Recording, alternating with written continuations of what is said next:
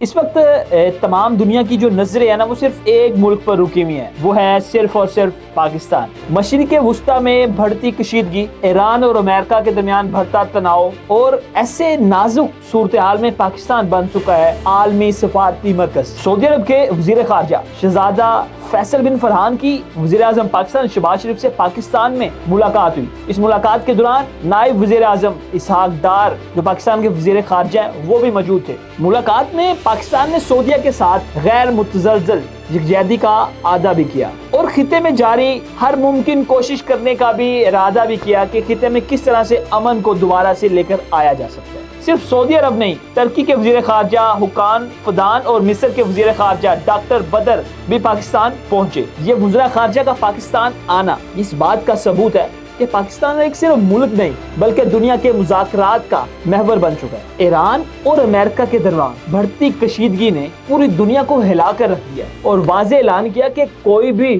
جہاز آبنائے حرمت سے نہیں گزرے گا، جو بھی گزرے گا اس کو تباہ کر دیں گے۔ تو اس دوران بھی ایران کی جانب سے پاکستانی جہازوں کو استثناء دیا گیا کہ پاکستان کے روزانہ 2 بحری جہاز آبنائے حرمت سے گزر سکتے۔ پاکستان نہ صرف خطے میں امن لانے کے لیے متحرک ہے بلکہ ایران اور امریکہ کے درمیان مذاکرات کروانے کے لیے بھی، دونوں کو ایک میز پر لانے کے لیے بھی کردار ادا کر۔ وزیر اعظم شہباز شریف کی جانب سے مسلم امہ کے اتحاد پر زور دیا۔ ان کی جانب سے کہا گیا ہے کہ یہ تقسیم ہونے کا نہیں بلکہ ایک ہونے کا وقت ہے۔